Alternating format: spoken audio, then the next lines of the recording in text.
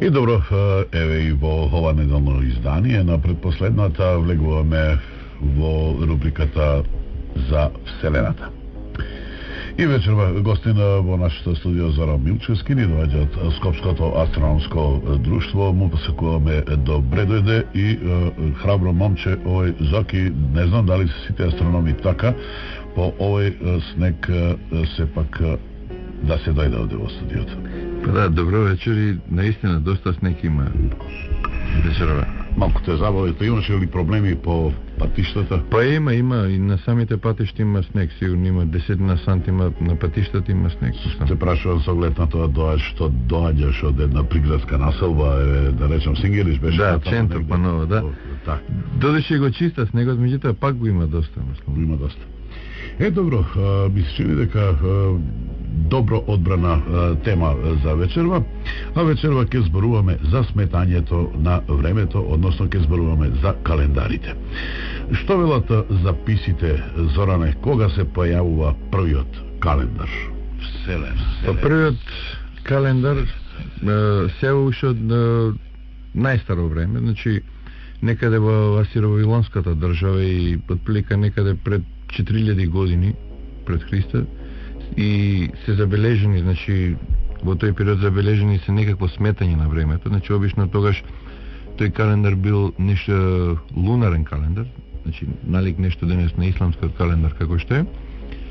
И во него значи се сметала фазата на времето се сметале фазите на месецот, значи фактички еден месец бил поделен отприлика некаде на 4 години. Пардон, на 4 недели некаде. И од тука тоа е прво броење во историјата на човештвото. Значи нешто подоцна се јавува овој египетскиот календар, значи кој што од кој што настанува денеска поточно. Колку биле прецизни овие први календари? Овие први календари не биле прецизни, затоа што во тоа време нормално не можело да се одради вистинската вредност на сончевите мени или па да речеме вистинската вредност на тропската година, мислам далеко од тоа дека бил. Меѓутоа нормално самите календари потребата на човекот, значи за сметање на времето се јавува уште од најраните фази на човековото обстојување и едноставно човекот доколку сакал да навреме да ги заврши сите оние полјоделски работи, да речеме сточарски работи, значи он морал да знае кога ќе се ора, кога ќе сее, кога ќе жнее, кога да речеме ќе му се објагне некоја овце или слично, и од тука се јавила таа потреба, значи за било каков начин на сметање на времето. Без разлика што не биле овие календари прецизни, сепак они представуваат некога си револуција, значи во самата астрономија при она сметање времето, затоа што нели со самото развивање на науката доаѓа и до попрецизно мерење на времето. А добро, Зоране, дали за вас е позната и дали ве провоцира она добро позната мистерија поврзана со излевањето на Нил и тоа во најтоплиот период од годината? Денешниот календар имено е поврзан токму со оваа мистерија. Па да, денешниот календар е всушност наследник на староегипетскиот календар.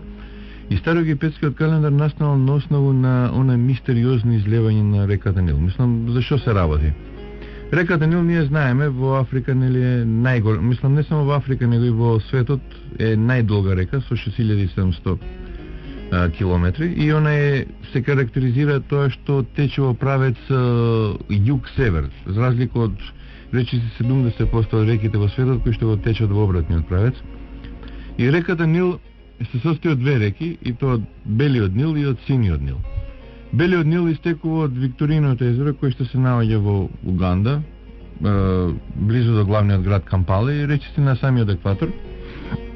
И ова езеро дава некаде 75 до 80% од целокупната вода во реката Нил, значи од ова езеро. И малтене преку целата година има еден исти водостој, што значи дека не може да влие на еден ваков висок водостој токму во најтоплите месеци во годината во Египет. Меѓутоа Синиот Нил исто така извира, поточно и он истекува од едно езеро во Етиопија кој што се нарекува Таана.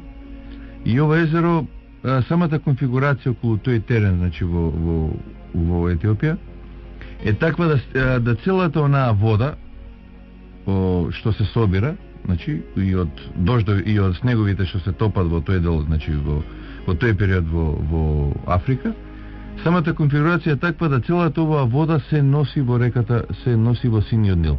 А од таму, од Синиот Нил, значи од езерото Тане и преку Синиот Нил, се она тече према север, нели, и северно од градот Картум, значи овие две реки се спајаат и понатака течат кај реката Нил. Значи во овој период, значи некаде во средината на март месец, значи започнува снегот да се топи од планините во Етиопија и целата таа вода, нели, ја собира. Добро, каква е конекцијата со Нил со знањето на времето? Кога ќе дојде веќе водата близу Асуан, значи веќе кај што ја фаќа египетската територија, таа за во јули месец почнува нивото да се качува дури и за 7 метри од нормалниот водостој. И ово дувек ги бунело. Значи овој висок водостој траел отприлика се некаде до септември месец и од септември месец водостојот почнал да паѓа се до крајот на октомври месец кога се враќал на еден нормален водостој. Се египтјаните ова многу вешто го користеле. Значи целиот оној поплавен терен од левата и од десната страна на реката Нил, значи отприлика фаќал отприлика 500 метри па до километар. Тоа бил доста плоден период и они откако ќе се повлече Нил, они го обработувале овој предел, така да за период од 2 години од овој предел давале и до 5 жетви. Така да целата концентрација на народот, мислам, во староегипетската држава била токму околу реката Нил. Сега кај е конекцијата што рековте? Мислам да не сите реки во светот го прават тоа. Значи целата, еве да речеме, и Вардар ја собират водата од 70% од Македонија и од пола Косово ја носи во Грција. Мислам тоа не е ништо како да кажам страшно.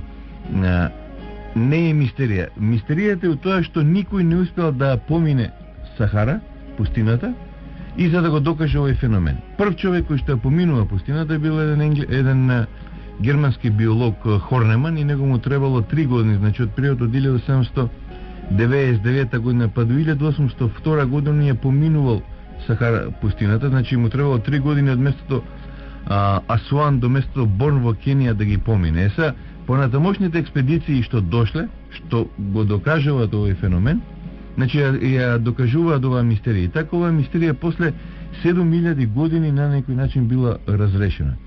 Сега, оваа мистерија мислам дека е влезена и во Генисовата книга на рекорди, која мистерија која што најдолго траела, а на крајот сепак дека на некој начин е разрешена. Сега, од кај тука е врската со календарот? Календарот, во тоа време египетските свештеници, значи, пресметале дека од едно излевање на реката Нил, па до наредното излевање на реката Нил, поминуваат 12 полни месечини и нешто повеќе, значи некој известен период. Така да на секоја трета година поминуваат по 13 полни месечини. И ова всушност е првиот сончев календар во историјата на човештвото. Значи, они на тие 12 месеци, они дале 30 дена, и тоа се 360 дена. Значи, тоа е прв календар во историјата на човештвото, кај што се рачуна као сонцето кој што се има репер за мерење на времето. И нормално, овој календар низ историјата понатака се покажува као непрецизен. Значи, затоа што сепак во однос на тропската година он многу се разликува. Сега, нормално они требале да барат некој по-прецизен репер за мерење на времето. Сега, египетските свештеници биле доста образовани луѓе, значи они на некој начин, еден индиректен начин, они ја воделе државата. Значи, сите ние промени што настанувале на небото, во природата и слично, они му кажувале на фараонот и фараонот на основу на тие нивни забелешки он го одредувал управувањето на државата. Сега, египетските свештеници нешто подоцна приметиле дека една звезда секогаш се јавува пред самиот изгрев на сонцето. Значи пред поплавата една звезда се јавува пред изгревот на сонцето и они ги броеле секој пат, и они ги броеле деновите до низиното наредно појавување. И изброиле точно 365 дена, а тоа е звездата Сириус или они како што ја нарекувале Сотиус. Така да веќе отприлика сега тој период не се знае, но се претпоставува дека е негде 1000 до 1500 години пред Христа, отприлика 1500 години пред Христа, дека они го воведуваат календарот и тој 365 ден. Значи, годината ја делат на 12 месеци, од по 30 дена и додаваат плюс 5 екстра денови, значи до 365 ден, значи до на појавување на звездата Сотиус или Сириус, кој што се нарекува денес, и тие 5 дена нив претежно им биле за религиозни цели. Значи 360 дена им биле работни и 5 дена им биле на некој начин посветени према тие нивните богови. Сега и овој циклус на нив не им бил прецизен, затоа што со тек на времето гледале дека оној природен циклус на појавата на промената на годината, значи кај нив се јавува со некое закаснување. Сега, они што приметиле? Значи, египетските свештеници многу гледале на небото, мислам, во тоа време. Они приметиле дека звездата Сотиус за период од 1460 години, она им касни еден ден. Касни, значи, циклус од еден ден. И сега нормално, со една проста математика, они 1460 го делат со бројот 365 и се добива 4. И тоа веќе, значи, отприлика 300 години, поточно има различни тука цифри кога како потекнува, мислам, овој циклусов наречен сотичен циклус, но се смета дека некаде 284 година пред Христа веќе египтяните го воведуваат таа четвртина од тој ден. Значи, веќе, да речеме, 3-тиот век пред Христа, нивниот календар им трае 365 дена и 1/4 од 366 ден, што пример во тоа време во однос на другите цивилизации со бројање на времето они бегале многу напред. Значи целиот овој циклус кој што нормално не е прецизен, значи тој циклус од 1460 година денеска во астрономијата се нарекува сотичен циклус, меѓутоа он не е прецизен, меѓутоа за тоа време, значи отприлика некаде пред 2200-300 години денеска представува и како доста прецизен циклус. Иначе вистинската вредност на сотичниот циклус изнесува 1517 години. Календарите не биле тогаш сигурно многу прецизни, но ајде сега ние да бидеме прецизни и да фрлиме поглед на часовникот. Точно е 22 часот и некои 27 секунди, време за нашиот хит неделник, потоа повторно од студиото.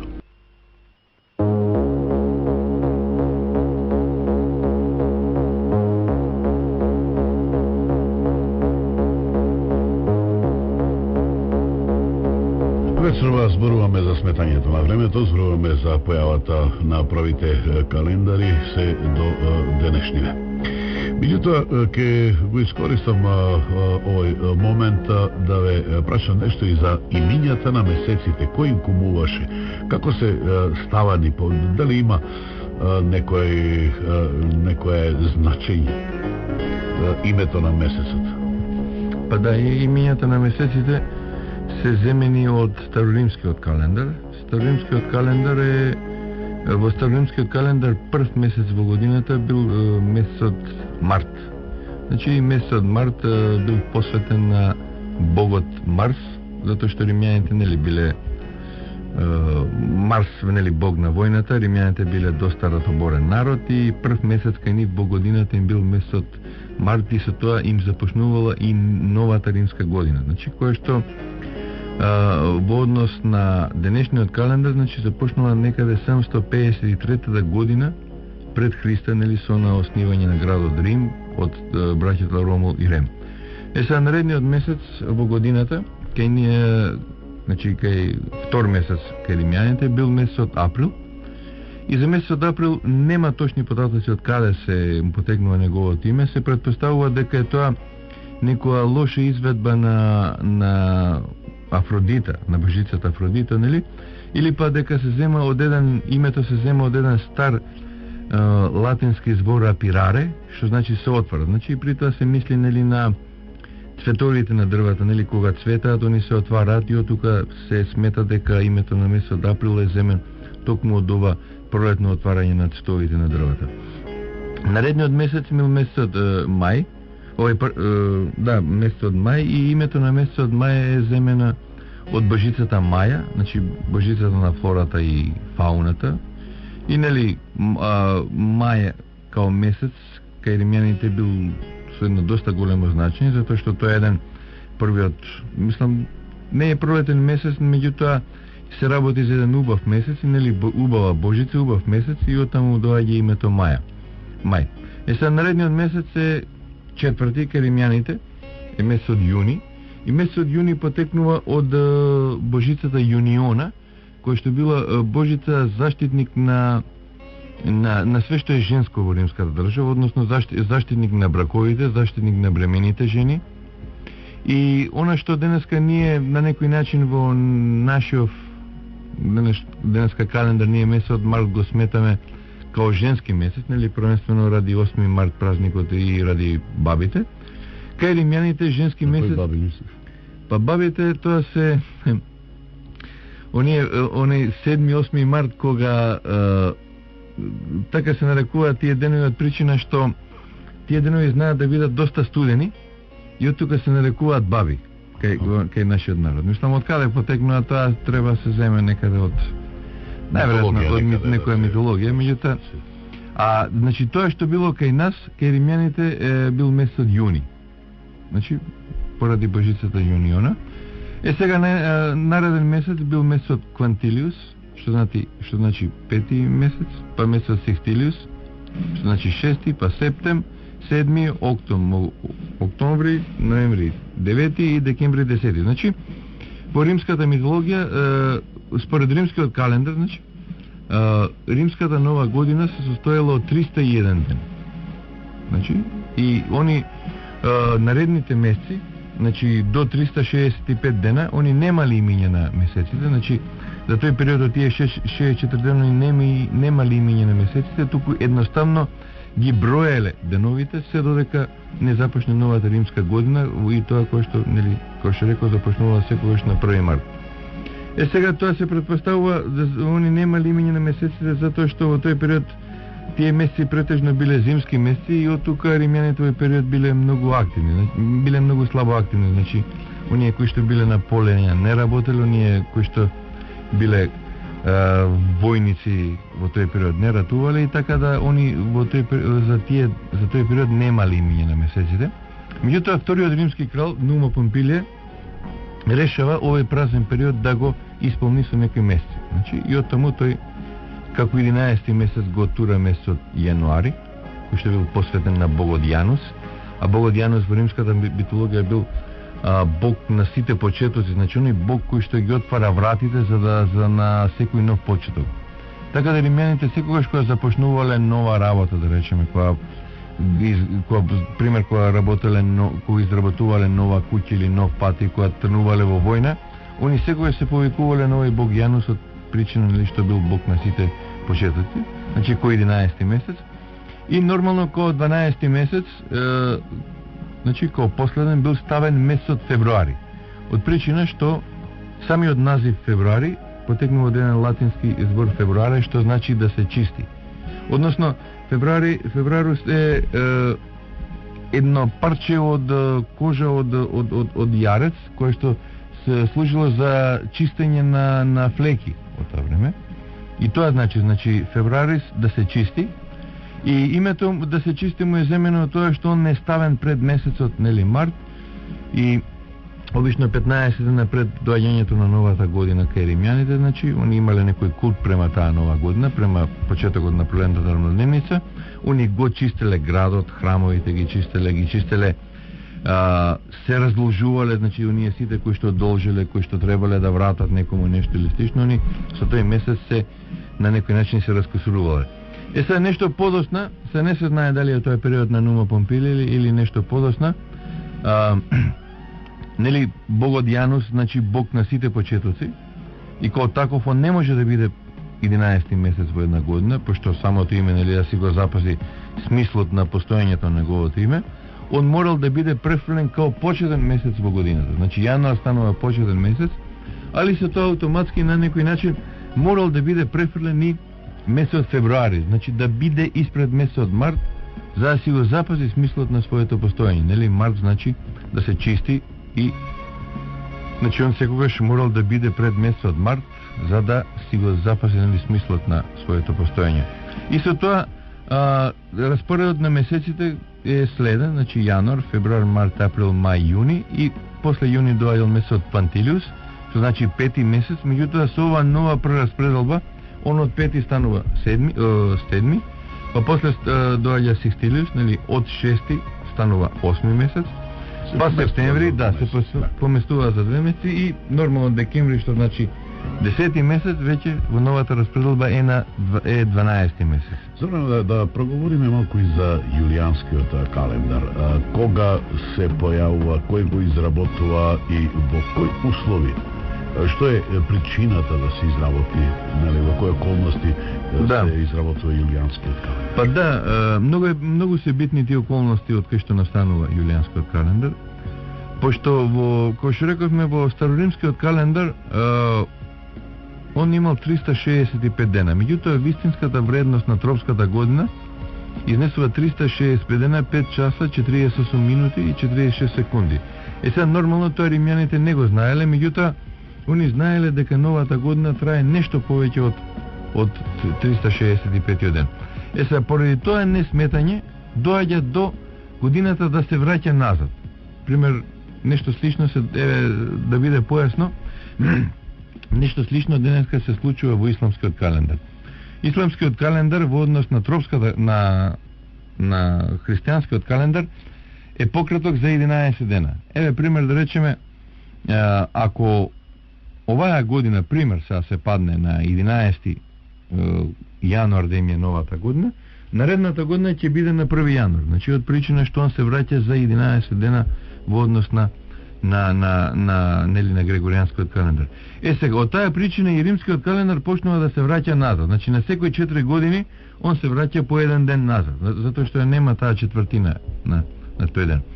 И сега нормално доаѓа до поместување на месецот март као почеток во новата година. Значи, пролетната рамнодневница почнува да се враќа према назад. Доаѓа февруар, па доаѓа јануар, на секоја, да речеме, на 40 години, она доаѓа за 10 дена, иде према февруар.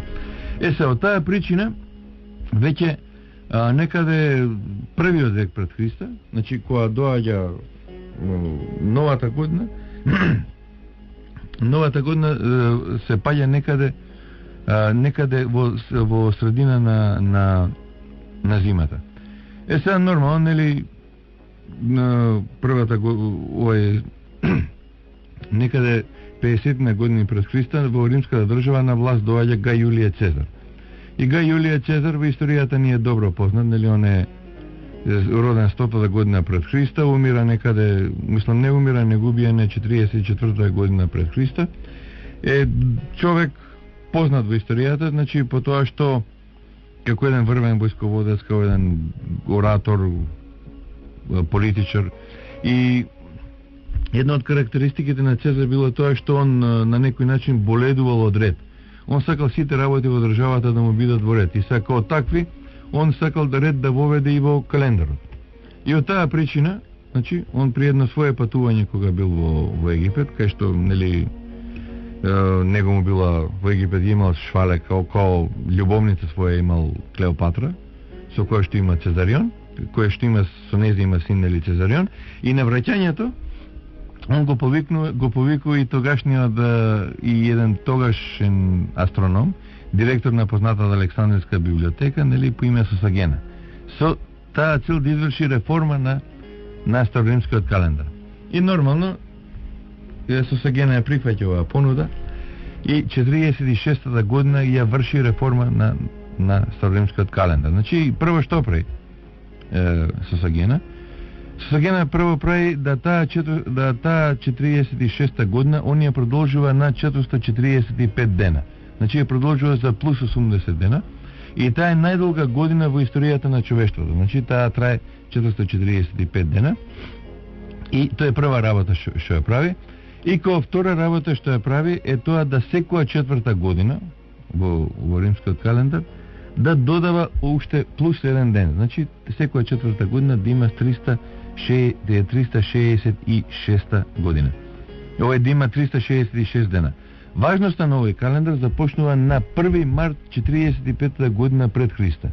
И иако Сосаген овој календар го работи, го изработува, он во чест на тогаш славниот на тогаш славниот војсководец, нели, Гај Јулиј Цезар, е именуван како Јулијански календар.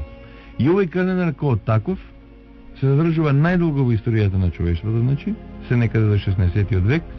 Меѓутоа, како таков, со Јулијанскиот календар работат и ден денес црквите во Македонија, во Србија, во Црна Гора, во Русија, во Украина, во Белорусија, во некои помали православни епархии во Чешка, во Полска, во Финска, во Азербејџан, работи Света Гора, работи Јерусалем, и уште некои помали, се не ми текна моментот, помали епархии на светот, значи со Јулијански. Иако, да речеме, дел од Бугарија и од Грција и од Романи, иако они го имаат, после, мислам, можеме да објасниме кој календар го имаат прифатено, одредени епархии во овие држави се уште работат по стариот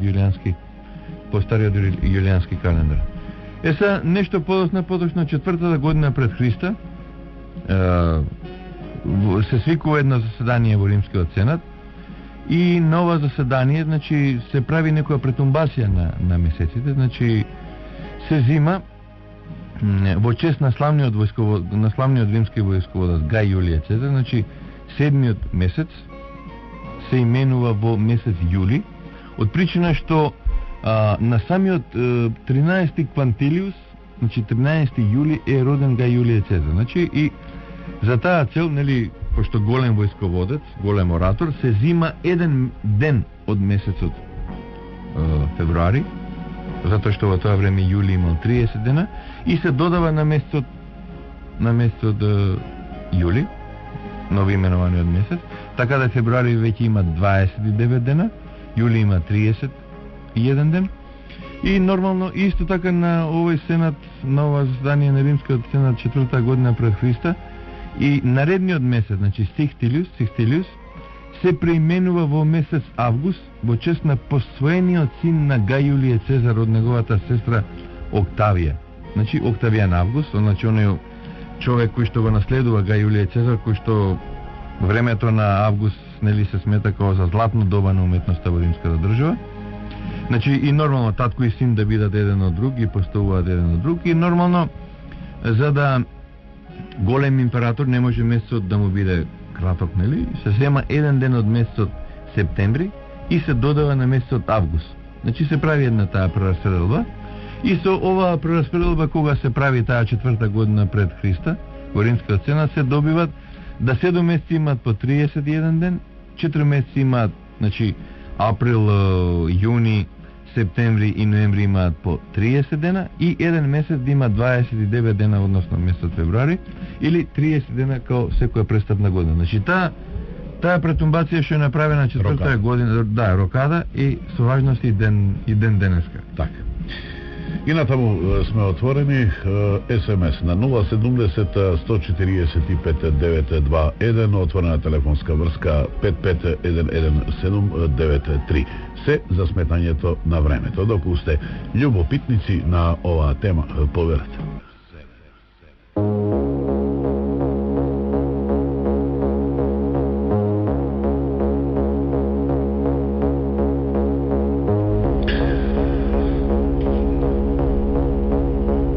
Во нашето студио вечерва Зорана Милчевски зборуваме за сметањето на времето. Рековме досега доста работи од првиот календар, кога е појавен, кој го изработил, јулијанскиот календар, во кои услови се појавува.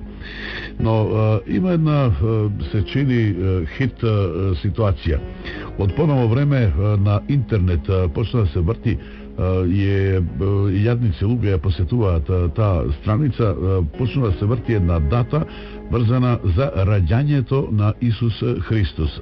Се тврдат австралијанци, мисле че дека станува збор за австралијанци, тврдат дека 17 јуни е денот на раѓањето на Исус Христос. Меѓутоа, познато е пак во исто време и тоа дека според празникот Божич и според празникот Великден се одредува времето и календарите во одредена развојна фаза. Да, тачно. Сега првото многу ме интересира астрономите што велат колку се во право австралијанците и што е тука ново, која е таа методологија што ние користат, дали станува збор за грандиозно, големо откритие, треба ли да им се верува или пак... Да, не, добро, сега ќе го мислам, или пак се работи за публицитет. Да, мислам дека се работи за публицитет, затоа што овој датум е пресметан многу порано. Мислам, сега не сум сигурен, мислам дека е пресметан од Волфганг Гете, отприлика некаде 200 години од денеска. Сега зашто се работи? Се работи за датумот 17 јуни втората година пред Христа или 17 јуни 751 година според римскиот начин на броењето на годините. Сега зашто се работи? Во Библијата, во сите 4 евангелија, значи се наведува дека Исус, мислам тројцата мудреци, ја пратиле звездата и звездата застанала изнад пештерата во Витлеем и во таа пештера е роден Исус Христос. Значи, во сите евангелија се наведува дека на небото тогаш нешто се случило, па кога е роден Исус Христос. Сега од тука, ако погледнете на било кој астрономски програм, мислам, дали било на Star Night или на Redshift или било каде, ќе видите дека на 17 јуни, втората година пред Христа, или 751 година по римскиот начин на броењето на годините, планетите Венера и Јупитер доаѓаат една до друга. Што значи, тоа се Венера е најсветла, да речеме, звезда. Добро, не е звезда, не е планета. Значи, после Сонцето, после Месечината Венера е трета, а четврти се е Јупитер по светло што дава на небото. И они се наоѓаат една позади друга. И во тоа време, сигурно, кога би се нашле тие две најсветли точки на небото, се гледа као нешто големо да е родено на небото. А во Библијата убаво пишува дека тројцата мудреци нели ја пратиле звездата и звездата застанала изнад пештерата во Витлеем. Сега нормално, тоа е периодот кога двете точки, значи на небото, Венера и Јупитер, се спајаат и даваат една многу поголема звезда, која вие што ја нарекувате. Меѓутоа, тоа се две планети дадени таму. Сега, зашто не може да биде роден од тоа? Зашто не може тогаш Исус Христос да биде роден? Мислам, тоа овој едни австралијски астрономи го дадоа и на некој начин тоа беше сензација, меѓутоа таа сензација траеше многу кратко. Мислам и не беше, иако они се излекува доста брзо се демантирани. Да, брзо се демантирани. Зашто? Затоа што видите, за Исус, ако во било која енциклопедија отворите, ќе видите дека он е роден некаде помеѓу 4-та и 7-та година пред Христа. Зашто? Затоа што во самото евангелие е запишено откако тројцата мудреци оттишле кај тогашниот владетел, нели, на областите Јудеја, Идумеја и Трахонитида, Ирод четвровласникот, кој што се нарекува. Он им укажале дека е роден новиот крал на евреите. Он им рекол на тројцата мудреци да го донесат тој крал, новороден крал, и за да он да им се поклони. И тројцата мудреци ја разбрале неговата лукавост, разбрале дека он сакал да го уништи на Исус, и они не го вратиле Исус, него го однеле нели во Египет заедно со неговата мајка Марија. Сега кога Ирод разбрал за тоа, он ги исполубил сите малолетни деца, односно деца од 2 до 3 години во тоа време во израелската држава. Сега, меѓутоа он си исполубил и неколку своји вомбрашни деца што ги имал. А според римските записи стои дека Ирод четвровласникот на областите Јудеја, Идумеја и Трахонитида умира во март или април месец 749 година според римскиот начин на броењето на годините. А таа 749 година одговара со четвртата година од пред нашата ера. И од тука се смета дека Исус или бил роден таа четврта година, или па веќе имал 2 до 3 години. Значи, ако имал 2 до 3 години, тоа отприлика била 4 до 7 година пред Христа. Исто така се зема еден друг податок, затоа што Исус во Библијата се споменува дека почнал да проповеда на 30 години. Затоа што во тоа време во еврејската држава имал еден закон кој што кажува дека секој кој што сакал да биде учител или да биде пророк, морал да има наполнато 30 години. Сега Исус за да не дојде во судир со законот во тоа време, он чекал да наполни 30 години па да почне да проповеда.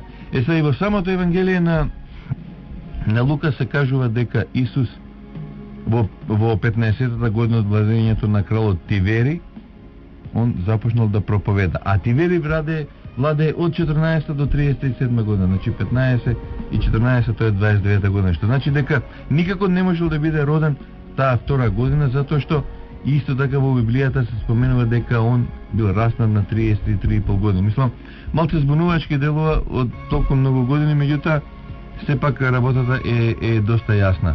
Инаку за Исус се знае дека е роден, кој што реков, во тој период помеѓу 4 и 7 година во Ветлем, и на едно место е запишено дека он е роден на 23 октомври во една од споменатите години, значи. И тој е роден од татко Пантера, значи во еден римски запис стои дека е роден од татко Пантера, началник на нешто во римската војска, и мајка Марија, ткајачка на килими. Значи во тој период, некаде 4 до 7 година пред Христа. Сега зашто он Исус на кој начин е поврзан со астрономијата? Поврзан е тоа што подосна во историјата, значи он како еден проповедник од кој што започнува да се шири христијанството, на некој начин неговото воскреснување, значи кое што се случува, после откако ќе биде раснат, христијаните го земаат како негов најголем празник и притоа они го, значи новиот календар подосна кој што ќе биде изработен као репер, токму ќе го зема ова негово воскреснување. Така. Вселенскиот собир во Никеја е некаде 325 година. Зошто е тој толку многу значаен за христијанството? Да, Вселенскиот собир е тој прв Вселенски собир на сите христијански цркви во тоа време. Видете, во тоа време постојат 5 епархии, значи на христијаните, тоа е Цариградската, Ерусалемската, Антиохиската, Римската и Александриската епархија. И сега во овие епархии различно се слави Великденот. Значи, Исус Христос е раснат на 33 години, него го предаваат евреите, меѓутоа Понтиј Пилат му било се едно, Понтиј Пилат гледал да биде чист пред кралот Тивериј, он им вели, еве сега правете што сакате, и евреите, он на еден индиректен начин го осудува Исус Христос. Сега неговото тоа се случува на 13-тиот ден од месецот Нисан во еврејскиот календар. Тоа е ден петок. 14 Нисан е најголемиот еврејски празник Пасха, или празникот на бесквасните левови, а 15 Нисан или Воскресение, кој што подоцна се нарекува, Исус воскреснува. Сега ова воскреснување на Исус евреите го слават христијаните го слават како еден нов почеток на една нова религија. Значи еден нов почеток на едно ново размислување на погледите кон светот, значи, на еден таков начин. Меѓутоа, тоа воскреснување сите овие 5 епархии различно го слават. На еден начин, еднаш го слави, пример, да речеме Антиохиската, на друг датум го слави Александриската, на трет Ерусалемската и така натака. Сега, 325 година, значи, сега да идеме малце хронолошки, 313 година, Константин Флавиус Валериус ја признава црквата со неговата мајка, царица Елена, и од таа чест, има на 3 јуни има еден празник во нивна чест, а 325 година он го свикува првиот Вселенски собир на сите христијански цркви во тоа време во градчето Никеја. Тоа градче е денеска се нарекува Изник и се наоѓа 100 километри југоисточно од градот Истанбул денешен. Сега да напоменам овде дека на овој Вселенски собир учествува и представник од градчето Стобијас, денешно Стоби. Значи, од тука може да видиме дека во тоа време овој дел на Македонија бил доста доста важен, доста битен дел од таа римска држава. И на овој Вселенски собир, значи, се решаваат две точки. Првата точка се она да се изучи учењето на догмата, значи учењето на Светото Тројство, затоа што во тоа време нели се појавува еден свештеник од Александриската црква по име Арие, кој што дава еден нов правец, значи да не се зема догмата Светото Тројство као некаква си учење во црквата. Тоа е првото прашање, нели, кое што се решува, и второто прашање е да се одреди како ќе се слави празникот Великден. Значи тоа е било едно доста така битно прашање, за да на некој начин постои соединување помеѓу овие пет епархии. И нова заседание кое што се одржува, нели, кое што започнува на 1 мај 325 година, се решува Великденот као најголем празник секогаш да се слави на денот на пролетната рамнодневница, а таа 325 година ден на пролетна рамнодневница е 22 март. После еврејскиот празник Пасха, а тоа еврејскиот празник Пасха секогаш се паѓа на 14-тиот ден од месецот Нисан и првата недела после полната месечина. Значи ова правило кое што се воведува таа 325 година и ден денес важи во православниот свет. Меѓутоа 1054 година доаѓа до раскол на црквата. Значи на големата шизма која се нарекува, значи црквата се дели на западна римокатоличка, со седиште најнапред во Рим, а после во Ватикан, и источна православна ортодоксна, нели, со седиште во Константинопол или денешен нели после Цариград, па денеш Истанбул. Ова правило 1054 година, значи римокатоличката црква го отфрла. Значи празникот Пасха они го отфрлаат. Така да денеска кога римокатолиците го сметаат Великден или Ускрс, како они што го нарекуваат, као репер го зимаат денот на пролетната рамнодневница, а тоа е 22 март и првата недела после полната месечина. Значи. Се чини дека сепак останавме малку недоречени во претходното кажување за значењето на денот на раѓањето на Исус Христос и конекцијата меѓу тој ден и како астрономите го толкуваат, гледаат на него и така натаму. Зато ќе прашам сега уште нешто. Од кога Божич е одреден како датум за негово прославување, славење, нели? И колку е точен тој датум како Христово раѓање? Да, Божичот како празник се ова некаде околу 6 век. Значи, во 6 век тогашниот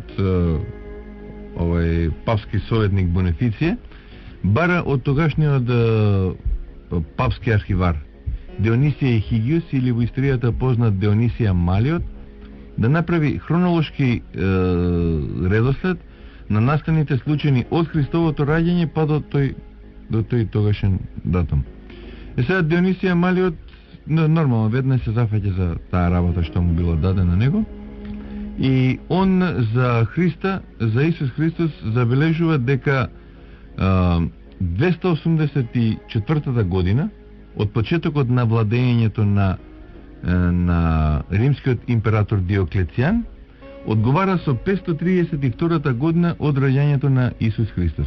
Сега, иначе Диоклецијан владее од 284 година до 305 година. Значи, он е човекот кој што е роден во Сплит, нели, во Солин поред Сплит, и он е император кој што ја дели Римската империја на источна и на западна. Значи, сега, нормално ако се береме 284 и 248, добиваме бројот 532.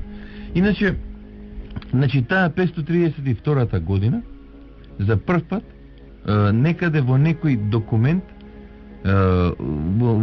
документ се рачуна според раѓањето на Исус Христос. Значи таа 532 година. А до тогаш, да речеме, во христијаните годините ги сметале од настанокот на градот Рим. Значи, ќе спомнам уште еднашка, првата година одговара со 753 година од почетокот на владењето на браќата, на основањето на градот Рим, нели, од браќата Ромул и Рем.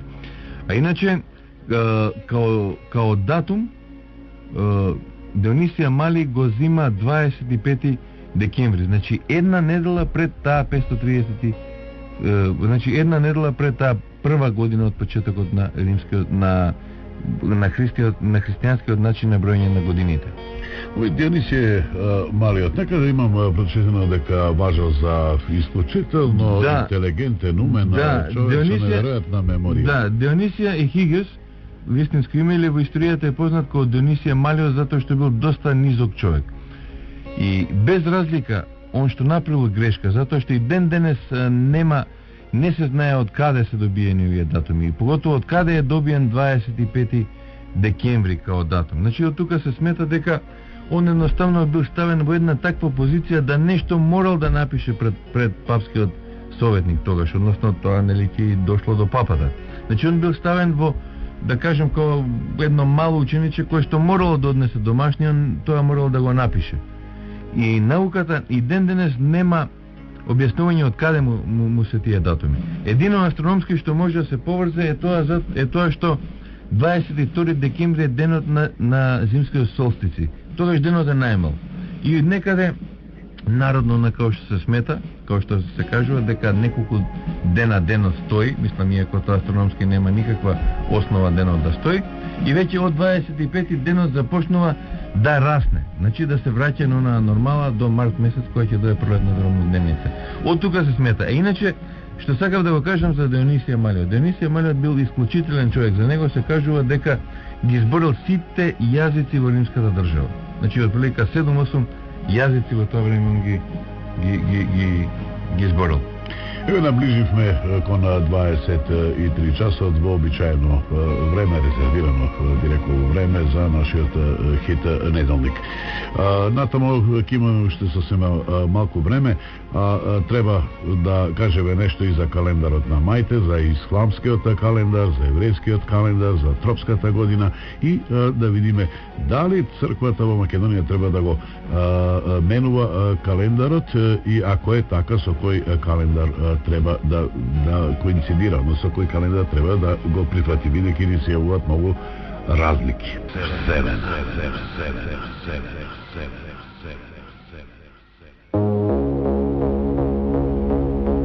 Зборуваме вечерва во нашата предпоследна за броењето, сметањето на времето, за појавата на календарите.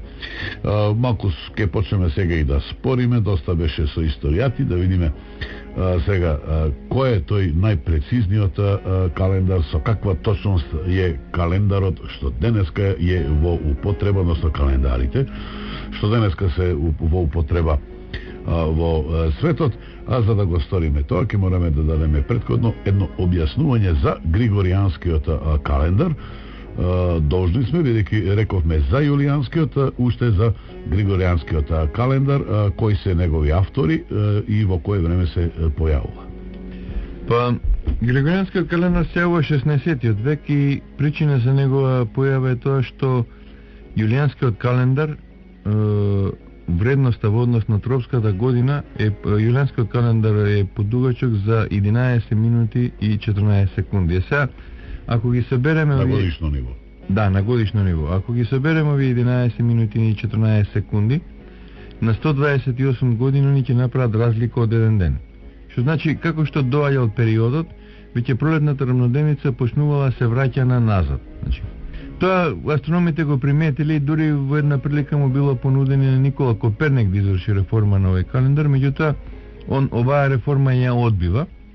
Значи некаде 40 на години пред да биде извршена реформата и сега веќе 1582 година пролетната рамнодневница се паѓа на 9 март.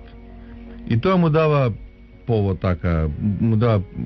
повод на тогашниот папа Уго Бонкомпањи или со духовно име Григориос 13 да изврши реформа на Јулијанскиот календар и он веќе февруар месец таа 1582 година го носи оној познат декрет папска була, нели, во историјата познат ко интергрависимус, што значи меѓу неважното, со кој што он дава наредба се изврши реформа на тогашниот јулијански календар.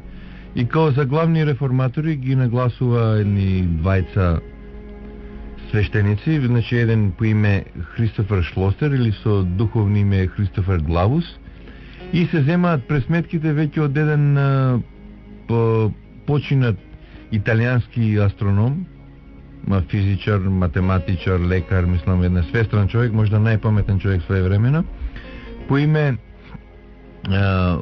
Алојзо Лилие, или негово вистинско име Луиджи Гарибалди. Сега прво што прави Христофер Шлосер на овој календар е тоа да денот четврток, 4 октомври 1582 година, он наредниот ден го запишува као петок, не 5 октомври, него петок 15 октомври. Значи он веќе прерипува 10 дена, и ако земете во историјата овие 10 дена, значи период од 4 до 15 октомври, тие денови никаде не постојат во таа 1582 година. Дури и ако погледнете некој астрономски програм, веднаш од 4 не на 5, него се префрло на 15 октомври. Значи сите настани што се случиле во тој период се преименуваат као дека се случиле на 15 октомври. Тоа е првата работа, значи што ја прави Христофер Шлосер, и втората работа е секоја секуларна година, а под поимот секуларна година се разбира годината кај што третата и четвртата цифра се две нули, пример 1600, 1700, 1800. Значи се зима секоја секуларна година, се дели со бројот 4, и доколку резултатот биде цел број, да годината да е престапна. Ако не, да не е престапна година. Значи, прва секуларна година им доаѓа 1600 година, 1600 делено на 4 дава, нели, цел број. Разликата си останува 10 дена, нели, помеѓу новиот календар грегоријански и стариот јулијански календар. Меѓутоа, наредната секуларна година 1700 е делива со 4, меѓутоа има и остаток, и таа не е престапна година, така да разликата се зголемува на 11 дена. 1800 исто не е престапна година, разликата се зголемува на 12 дена. 1900 година, иако е олимписка година, одржана втората олимпијада во Париз, нели? Разликата се зголемува на 13 дена. И веќе 2000 година беше престапна и по јулијански, и по грегоријански календар беше престапна година. И оваа година не разликата се остана на 13 дена. Значи, така да денеска разликата помеѓу, нели, грегоријанскиот и јулијанскиот изнесува 13 дена. Меѓутоа, без разлика на сето тоа, овој календар 1982 година му беше 400 годишнина од негово воведување. И сега нормално, ако го пресметаме тоа во секунди, го вратиме календарот назад, ќе видиме дека овој календар во однос на тропската година е подугачок за 26 секунди, односно неговата вредност изнесува 365 дена, 5 часа, 49 минути и 12 секунди. Значи... А добро, Зоране, од кога секундата се зема како основна вредност за календарите, а едновремено и во астрономијата? Да. Видите, долго часовникот као помошно средство, нели, на човекот е измислен, мислам, 14 век од еден германски ковач во Солинген, мислам, сега не сум сигурен за градот.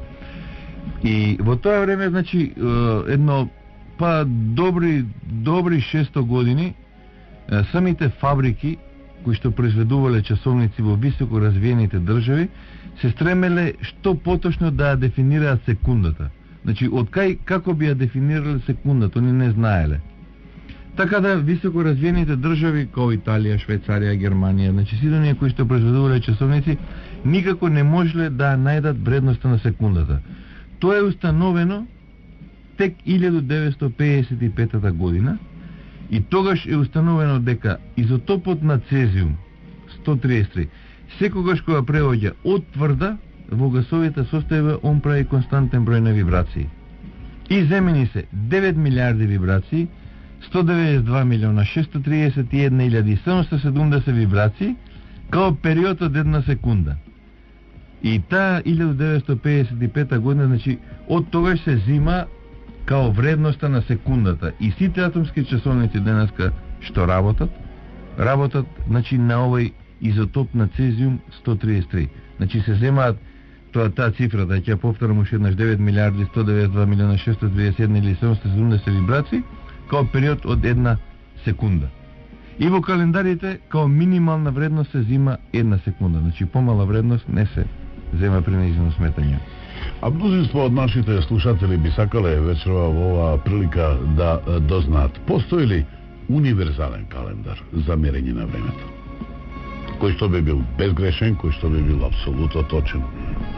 Па добро, апсолутно точен, она што се вели 100% точен не би можел, меѓутоа 99,99% би можел да се направи пресен календар. Од една причина што сега од разни причини, да речеме, еве оваа 2009 година каснеше 1 секунда. Значи сезониците мора да бидат поместени за оној атомски часовник за 1 секунда мораше да сочека. Значи затоа што новата година каснеше. Сега некаде 1900 средината на минатиот век се појавија во јавноста некои астрономи кои што кажуваат дека изработиле некој универзален календар. Меѓутоа, иако овој календар е изработен некаде од прилика таму 17-тиот век од некои си чешки астрономи, и во што се состои овој календар? Значи се прави еден затворен циклус од 673 години во овој календар, и од тие 673 години 510 години се прости години, а доека 163 години се престапни години. Сега, значи, во овој затворен циклус се собира времето, се дели и се додава некоја си вредност на календарот, која што во однос на тропската година касни 0,0002 секунди, или ако го поделиме тоа со бројот на секунди во едно деноноќе, тоа ќе испадне некаде милионска вредност. Значи, тоа е фактички една незначителна вредност. Меѓутоа, рековме дека 163 години ќе бидат престапни години во тој затворен циклус. Од тука испаѓа дека нема секоја четврта година да биде престапна година. Значи ќе постои некоја година да биде трета као престапна, некоја као пета. Во најголем број случаи ќе бидат као секоја четврта година да биде престапна. Меѓутоа, овој календар, иако е прецизен, иако прецизноста му е максимална во однос на другите календари, мислам, јас прво бил против тоа да се воведе као званичен календар. Зашто? Затоа што денеска е многу тешко на луѓето да им објасните зашто секоја четврта година е престапна. А не сега, пример, да му воведувате некоја година да биде престапна као трета, некоја као пета, па сега тоа се случува ради ова, ради X причини. Мислам дека нема потреба населението да се малтретира се една таква работа. Ја мислам дека треба да се смени овој денешниот календар, меѓутоа да се воведе еден ваков универзален календар кој што апсолутно е прецизен, сум против тоа. Да проговориме вечерва малку и за календарот на маите. Па, маите се древен народ кој што живее на територија на денешна Гватемала и Хондурас. Интересно е маите што као народ најголемо денеска археолошко наоѓалиште токму нивниот главен град кој што се нарекувал Копан. И маите се познати по тоа што они биле врвни изработувачи на некаква си архитектура од камен. Иако они златото го познавале, они не го користеле златото. И маите биле доста вешти астрономи. Значи, они имале два календара. Не само еден календар наречен ХАП, оној што е за граѓанска употреба, значи налик денес на денешниот, и еден календар наречен Золкин за долго броење. Значи, во тој календар Золкин за долго броење он имаат еден период од наречен Алаутин кој што мери 67 милиони години. Значи кога денеска би се вратиле, пример, еве еден Алаутин назад, ние буквално би се вратиле во периодот на диносаурите, значи пред диносаурите да бидат исчезнати одека од земјата. Сега тој нивниот календар ХАП интересен е по тоа што он има 19 месеци и не се, значи месеците таму не се базираат на фазите на месечината. Обично месеците во календарот на маите ги имаат периодот ги имаат имињата на некои животни, претежно или на некои полски растенија. Од тука се смета дека сите тие полски растенија и тие животни кои што излегуваат во тој периодот од годината, така се крстени и имињата и давани се имињата на месеците. Сега како пресметале вредноста на календарот на маите во однос на денешниот важечи календар е поточна за 15 секунди. Календарот на маите.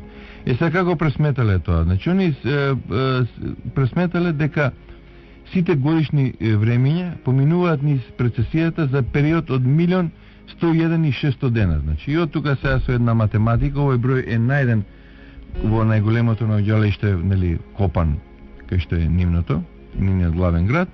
И сега со една математика тука се добива една вредност која што е поточна за 15 секунди во однос на денеш важечкиот календар на маите. Ово е важечкиот грегоријански календар, мислам. И за почеток на календарот на маите се смета 3113 година пред Христа. Значи, отприлика добри 5000 години од денеска, значи, као што функционира тој календар на маите. Иначе, маите као народ, нели, со освојување на континентот на Америка од шпанците и нивната култура и замира. Така да, денеска овој календар, освен некоја историска употреба, нема, ама баш не наоѓа никаква примена во... А што е со исламскиот и со еврејскиот календар? Исламскиот календар се работи за потполно лунарен календар, значи кај него не се гледа никаква, кај него се важни фазите на месечината, така да овој календар нема зимски или летни месеци. Значи овој календар сите месеци може да бидат и летни и зимски. И овој календар како таков настанува,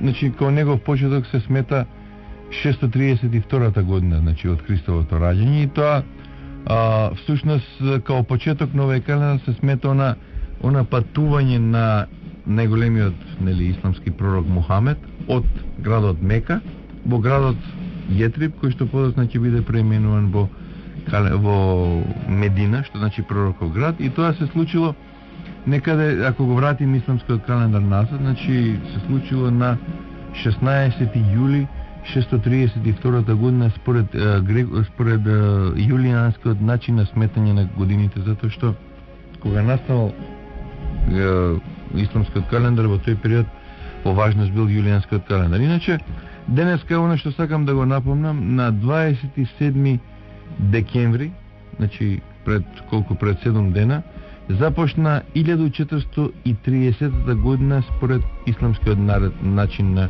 броење на годините. А еврејскиот календар е мешавина од лунаро-сончев календар. Значи, во еврејскиот календар гледат да се запазат и фазите на месечината и фазите на сонцето. 3761 година одговара со првата година од почетокот на нашиот календар, значи. И овој календар, кај еврејскиот календар нема престапен ден, него има престапен месец. Така да после шестиот месец, значи после месецот Адир, во секоја престапна година кај еврејскиот календар се додава вториот месец на Адир. И овој вториот месец на Адир секогаш се додава пред месецот Нисан. А еврејскиот календар е доста сложен календар и во месецот Нисан кај евреите е најголемиот нивни празник, 14 Нисан, значи тоа е празникот на Пасхата или празникот на бесквасните левови.